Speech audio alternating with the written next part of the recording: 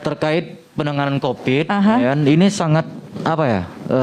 Penting sekali ya. Ya. Penting sekali peranan ataupun sinergi antara pemerintah dan juga para ormas dan OKP, bagaimana penanganan COVID di Indonesia bisa menurun drastis dari pandemi yang kita rasakan sekarang atau akan nanti harapannya kita semua menjadi endemi, gitu kan. Ini juga tidak terlepas dari peranan-peranan para tokoh-tokoh ormas, ya kan, bagaimana bisa merangkul seluruh tokoh-tokoh ormas.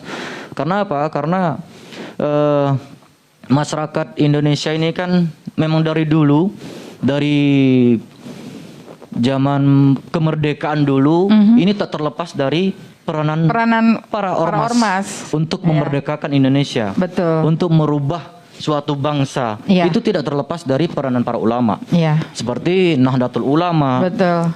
Muhammadiyah. Iya. Kita ketahui bahwa salah satu contoh apa peranannya, sinerginya, yaitu ketika tahun 1945, 22 Oktober, resolusi jihad yang dikeluarkan oleh Nahdlatul Ulama ketika itu juga diikuti oleh Muhammadiyah. Iya.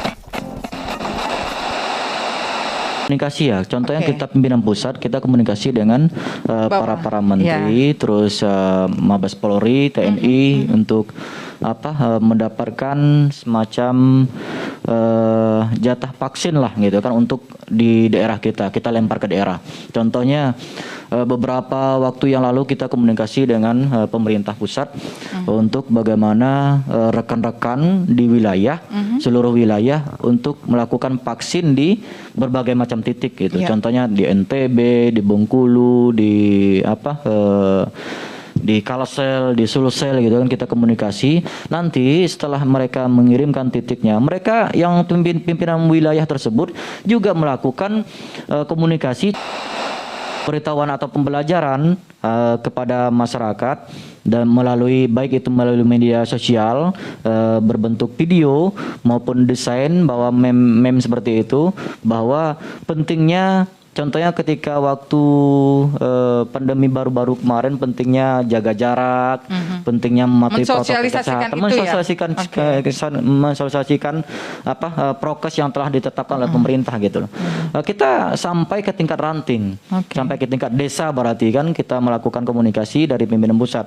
Kalau kita sendiri nggak mungkin dong kita melakukan sampai ke itu, tapi ketika ada pembagian sembako dulu yang pernah dilakukan dulu, kita juga melakukan hal yang sama. Kita mendapatkan kuota 20.000 waktu itu, kita berikan ke RT RW, kita langsung terjun dari tim, kita kan bentuk tim masing-masing kan, bukan hanya dari IPNU saya rasa, tapi juga dari seluruh OKP yang lain, tokoh-tokoh agama yang lain juga melakukan hal yang sama. Kita bentuk satgasnya, penanganan COVID-nya, kita kerjasamakan dengan pemerintah setempat. Terus ada bantuan-bantuan tersebut, kita langsung guru-guru madrasah, guru-guru pondok pesantren, guru-guru. Sebenarnya guna kita bermedia sosial yang baik ya, terutama dari IPNU sendiri, kita selalu melakukan edukasi terhadap masyarakat, baik itu secara langsung maupun melalui media sosial yang kita miliki.